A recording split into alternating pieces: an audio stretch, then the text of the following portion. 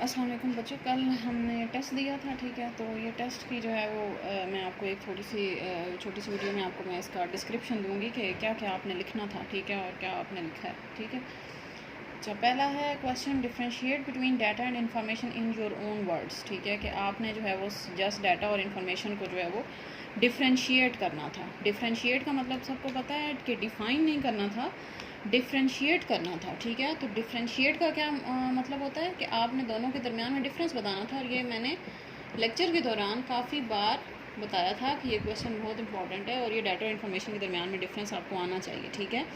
तो आपने जस्ट एक कॉलम बनाना था और इसमें आप पहले तो इनकी जो है वो सिंपल डेफिनेशन लिख दें कि ये हमारे पास जो है वो रॉ फैक्ट्स एंड फिगर्स होते हैं, रॉ फैक्ट्स एंड फिगर्स। और जो इन्फॉर्मेशन होती है ये हमारे पास जो है वो प्रोसेस्ड फॉर्म ऑफ डाटा। ये तो चलें साहब ने लिख ही दिया था, प्रोसेस्ड फॉर्म ऑफ डाटा, ठीक है। उसके बाद आप सेकंड क्या डिफरेंस हो सकता है, ये हमारे पास जो है वो मीनिंगलेस होता है और ये हमारे पास जो है वो मीनिंगफुल होता है, ठीक है। उसके बाद थर्ड है, ये हमारे पास रेयरली यूज्ड होता है और ये हमारे पास मोस्टली यूज्ड, ठीक है। फोर्थ हमारे पास आ जाएगा कि डाटा जो है वो हमारे पास आप लिख लें कि डिफ़िकल्ट टू रिप्रोड्यूस। तीन भी अगर आप डिफरेंसेस लिख देते हैं तो इनफ होते हैं, ठीक है।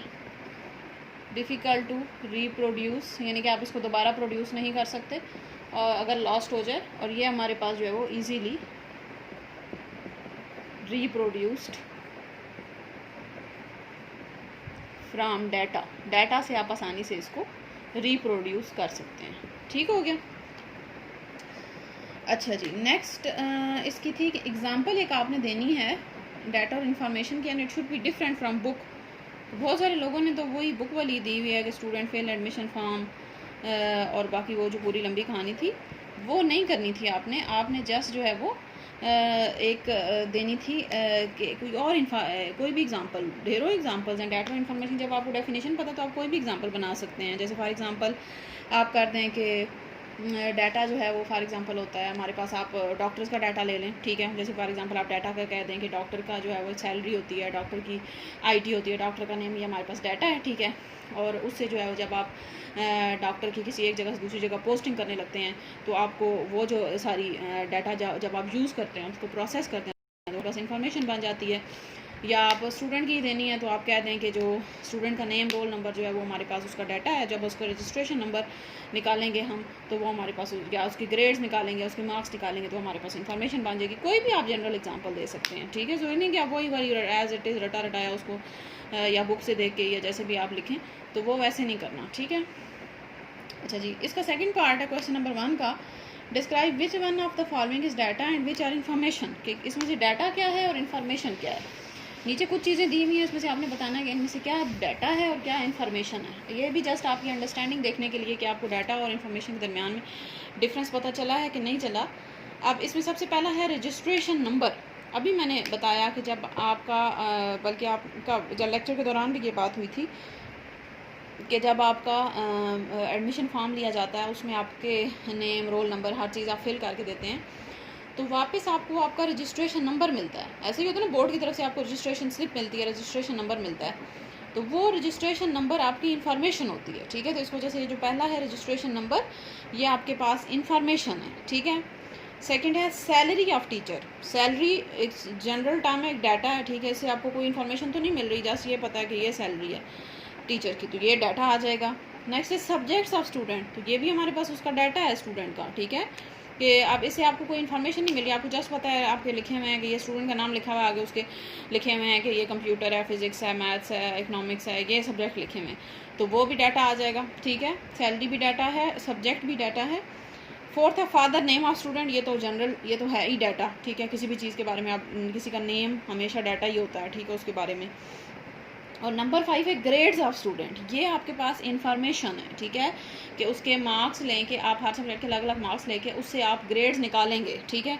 तो वो आपके पास क्या बन जाएगा, उसकी इंफॉर्मेशन बन जाएगी, ठीक है। तो आप ये याद रखें कि कोई भी चीज़ जो आपको कलेक्ट करनी पड़ती है किसी और से वो डाटा होता है, और जो चीज़ आप खुद से कैलकुलेट करते हैं वो इन्फॉर्मेशन होती है। अब जैसे देखिए रजिस्ट्रेशन नंबर आप किसी से लेंगे नहीं, आपसे नहीं लिया गया कि आपका रजिस्ट्रेशन नंबर क्या है, आपसे आपका नेम, आपका रोल नंबर, आपका फादर नेम, आपका फ़ोन नंबर, आपके सब्जेक्ट्स, वो चीज़ें ली गई हैं। लेकिन बाद में आपको उनसे कैलकुलेट करके एक रजिस्ट्रेशन नंबर आपको दिया गया है, ठीक है। तो ये याद रखें। अब जैसे सैलरी है, सैलरी आपसे कोई पूछेगा, आपसे पूछी जाएगी ना, आपसे ये तो नहीं होगा कि सैलरी आपकी कैलकुलेट की जाएगी, ठीक है। इसी तरह सब्जेक्ट्स हैं तो सब्जेक्ट भी आपके कोई कैलकुलेशन में तो नहीं आएंगे, वो भी आपसे पूछे जाएंगे कि क्या सब्जेक्ट्स रखने हैं आपने। और फादर नेम है वो भी तो है ही, वो तो आपसे पूछा ही जाएगा। और नंबर 5 ग्रेड है, ग्रेड आप देखें, ग्रेड आपसे पूछे थोड़ी जाएंगे, वो आपसे कैलकुलेट किए जाएंगे, आपसे मार्क्स पूछ के, आपके मार्क्स अलग अलग करके उनसे आपका ग्रेड निकाला जाएगा। तो ऐसी चीज़ जो कि आप कैलकुलेट करते हैं, प्रोसेस करते हैं, इसकी डेफिनेशन ही यही है, प्रोसेस्ड फॉर्म ऑफ डाटा, ठीक है। तो ऐसी चीज़ जिसको आप प्रोसेस करते हैं, कैलकुलेट करते हैं, वो हमारे पास जो है वो इंफॉर्मेशन होती है। और जो चीज़ आपसे सिर्फ पूछी जाती है, आपको पता होती है, वो आपका डाटा होता है, ठीक है। तो ये बात आपने याद रखनी है, सही है। अच्छा, क्वेश्चन नंबर 2 में बहुत लोगों ने गलतियाँ की हुई हैं, और 3 तो मेरे ख्याल से किया ही नहीं है बहुत लोगों ने। अच्छा, क्वेश्चन नंबर 2 देखें। Right fields and 5 fields and 5 records for a table name salesman and doctor. एक 2 टेबल बनाने हैं, एक सेल्समैन का टेबल बनाना है और एक डॉक्टर का टेबल बनाना है। दोनों में 5 फील्ड्स एंटर करनी है और 5 रिकॉर्ड्स एंटर करने हैं। और ये कितनी दफ़ा मेरे ख्याल से बात हुई है कि फील्ड्स जो है वो कॉलम को कहते हैं, सेल्समैन का पहले करते हैं, फील्ड्स कॉलम को कहते हैं, और जो रिकॉर्ड्स होते हैं वो किसको कहते हैं, रोज़ को। तो रोज़ तो किसी ने बनाई नहीं, कॉलम फिर भी फील्ड नेम तो काफ़ी लोगों ने लिखे हुए हैं, लेकिन वो लिखने का तरीका गलत था। आप किस तरह से बनाएंगे, आप एक टेबल बनाएंगे, ठीक है, ठीक है। आपने सिर्फ एक टेबल बनाना है। टेबल के अंदर आप क्या करेंगे, 5 फील्ड्स 5 आपने कॉलम बनाने हैं और 5 ही आपने रोज बनानी है,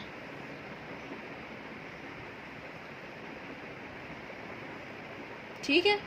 5 कॉलम बनाए और 5 जो है वो रोज बना दी, ठीक है। अब इसमें आपने क्या करना है, सबसे ऊपर तो आप फील्ड नेम लिखेंगे। सबसे पहला आप फॉर एग्जांपल आप सेल्समैन है तो उसकी आईडी लिख दें, ठीक है। नेक्स्ट उसका नेम लिख दें। फील्ड नेम आप इस तरह से लिखते हैं, इस तरह से नहीं कि साइड पे लिख के एक एक करके, वो नहीं, आप वैसे आप नहीं आप लिखते। फील्ड नेम आप इस तरह से टेबल बनाते हैं और टेबल में आप जो है वो ऊपर आप कॉलम का नाम लिखते हैं और नीचे आप जो है वो उनके रिकॉर्ड्स फिल करते हैं, ठीक है। आईडी, नेम, इसके अलावा आप सेल्समैन की सैलरी लिख सकते हैं, सैलरी होगी उसकी। अब यही चीज़ें लिखनी जो उसकी होंगी, ये नहीं कि आप ऐसे ही सेल्समैन की क्वालिफिकेशन या कुछ भी लिखते हैं। आप सेल्समैन की क्वालिफिकेशन की कोई ज़रूरत नहीं है, ऐसा ही है ना। सेल्समैन ने तो वो चीज़ें बेचनी है, उसकी कुछ भी क्वालिफिकेशन हो, वो मैट्रिक पास हो या 5वीं पास हो या 12वीं पास हो, कोई फ़र्क नहीं पड़ता। तो अब उसकी क्वालिफिकेशन लिखने की कोई ज़रूरत नहीं है। ऐसी चीज़ों की आप क्वालिफिकेशन लिखते हैं। और ये जो फील्ड नेम आप लिखते हैं वो आपने हमेशा ये जज करके लिखना है कि वो ज़रूरत भी है कि नहीं है। अब जैसे आईडी ज़रूरत होगी, नेम उसका ज़रूरत होगा, सैलरी जो है वो ज़रूरी चीज़ है, उसका फ़ोन नंबर कभी वो ना आए, उसको बुलाना पड़ जाए, और उसका एड्रेस, ये चीज़ें जो है वो ज़रूरी हैं सेल्समैन की, ठीक है। अब नीचे आप इनको फिल कर दें, आईडी आप कुछ भी डाल दें। यहाँ पे आप 5 रिकॉर्ड्स बनाएंगे, ठीक है, 5 कर दें, ठीक है। नेम आप कुछ भी ABCD कुछ भी डाल देंगे, मैं आपको पिक्चर भेजूँगी, उसमें मैंने कंप्लीट फिल किया हुआ है, तो वो आप नेम कुछ भी डाल दें। इसी तरह सैलरी आप 20,000, 30,000, 50,000, 60,000, 70 कुछ भी आप डाल दें। फ़ोन नंबर आप कुछ भी 0510332 कुछ भी आप फ़ोन नंबर डाल दें, और एड्रेस भी आप कुछ भी डाल सकते हैं, ठीक है। तो ये इस तरह से हम जो है वो अपना टेबल फिल करेंगे सेल्समैन वाला, ठीक है। सेकेंड है हमारे पास डॉक्टर। डॉक्टर का टेबल वो भी बिल्कुल एज इट इज़ वैसा ही बनेगा। डॉक्टर का टेबल, डॉक्टर में भी आप जो है वो 5 फील्ड्स बनाएंगे, सबसे ऊपर 5 फील्ड्स बनाएंगे और नीचे जो है वो उसके 5 रिकॉर्ड्स आप एंटर कर देंगे, ठीक है। आप 5 फील्ड्स आप कैसे बनाएंगे, ये चीज़ अब आपको फिंगर टिप्स पे याद होनी चाहिए कि कोई टेबल आपको बनाने को कहा जा रहा है, उसमें फील्ड्स और रिकॉर्ड्स एंटर करने को कहा जा रहा है, तो आप कैसे करेंगे, क्योंकि आपके इस बुक का नाम ही है डेटाबेस। तो जब आपको डेटाबेस में टेबल ही नहीं बनाना आएगा तो फिर तो आगे कुछ नहीं हो सकता, ठीक है। तो डॉक्टर की आईडी हो जाएगी, डॉक्टर का नेम हो जाएगा, डॉक्टर की आप क्वालिफिकेशन आप डॉक्टर की लिख सकते हैं। आप डॉक्टर की क्वालिफिकेशन ज़रूरी है ना, ज़रा क्वालिफाइड होगा तो डॉक्टर बनेगा, ठीक है। सैलरी उसकी होगी, उसका फ़ोन नंबर, ठीक है।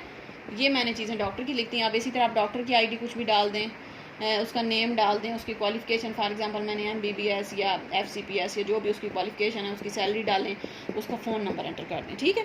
नीचे जो होता है ये आप डमी डाटा कुछ भी एंटर कर सकते हैं। ऊपर ये जो फील्ड नेम है ये करेक्ट होने चाहिए, ठीक है। अच्छा जी, क्वेश्चन नंबर 3 पे आएँ। क्वेश्चन नंबर 3 है हमारे पास, make a relational model of Tahzeeb bakers. Relational model आपको पता है, हमने पढ़ा हुआ है रिलेशनल मॉडल किसको कहते हैं, जिसमें आप टेबल बनाते हैं, जिसमें यानी कि ऐसा मॉडल जिसमें हमने 3 तरह के मॉडल पढ़े थे, हायरार्किकल था, नेटवर्क था और रिलेशनल था, ठीक है। तो हायरार्किकल में हम वो हायरार्की बना रहे थे, नेटवर्क में भी तकरीबन वैसा ही था, ठीक है, विद अ स्लाइट चेंज।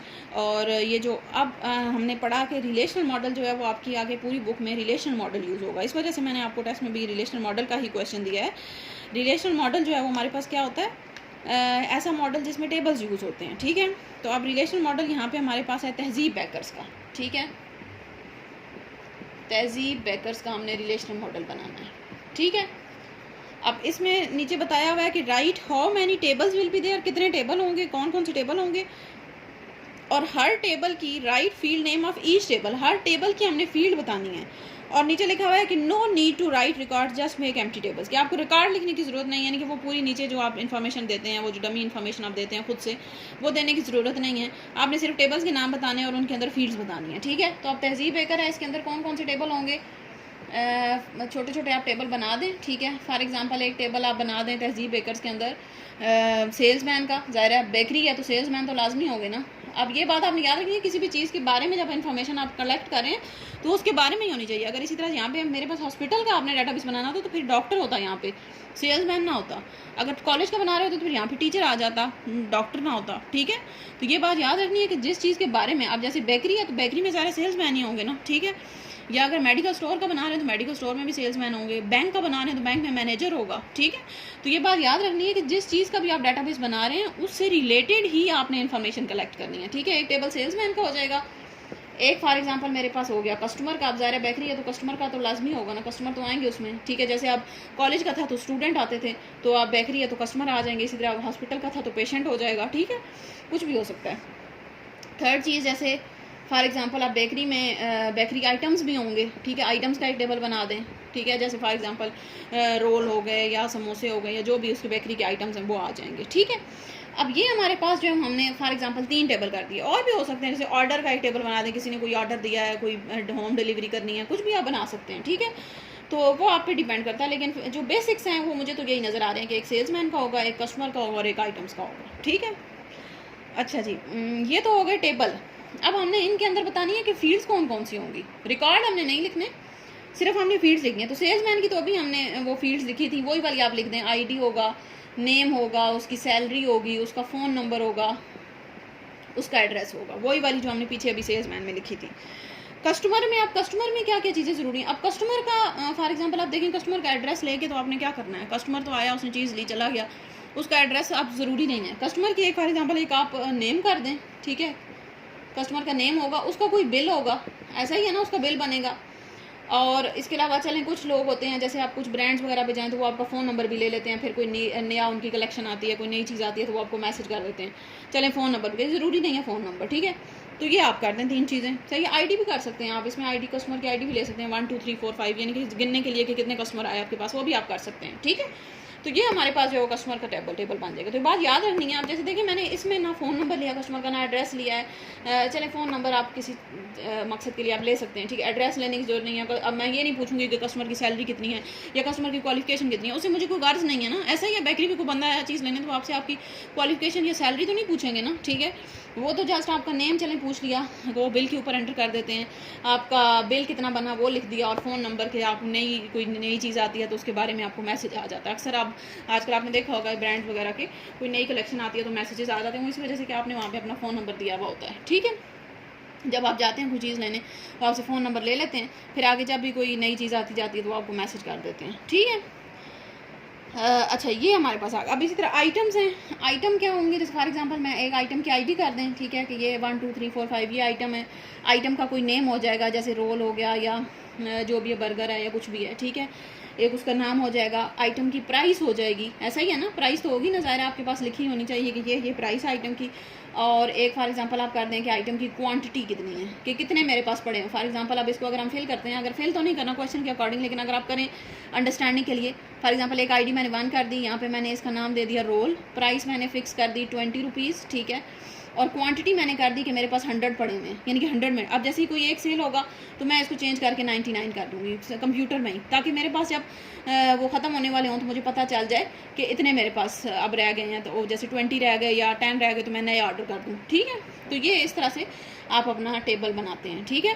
अगर रिकॉर्ड्स एंटर करने होते तो इस तरह से हम बीच में 2 3 4 5 जितने भी रिकॉर्ड्स एंटर करने होते वो हम बीच में खुद से कोई ना कोई डाटा लेके एंटर कर देते, ठीक है। लेकिन अब क्वेश्चन के मुताबिक आपको क्या करने थे, टेबल बनाने थे और टेबल के अंदर जो है वो फील्ड्स बनानी थी, तो यानी कि एम्प्टी टेबल्स आप बना देंगे, ठीक है।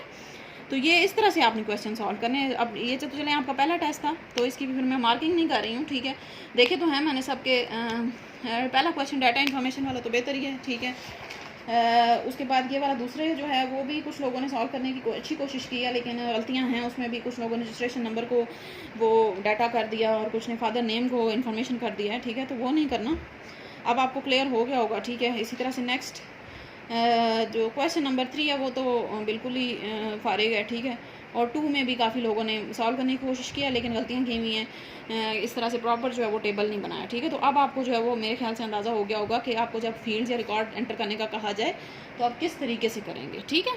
तो ये आपका जो है वो टेस्ट का प्रॉपर सोल्यूशन है। इसकी मैं पिक्चर आपको भेज दूँगी। क्वेश्चन नंबर 1 की तो पिक्चर भेजने की ज़रूरत नहीं है, वो तो आपको क्लियर हो गया, डाटा इन्फॉर्मेशन डेफिनेशन ही लिखनी है। और क्वेश्चन नंबर 2 की जो है वो मेरे पास एक मैंने इसको सॉल्व करके कॉपी पे लिखा हुआ है, तो मैं इसकी पिक्चर आपको भेज दूँगी, वहाँ से अभी आप उसको देख लेना आसानी से, ठीक है जी। Thank you.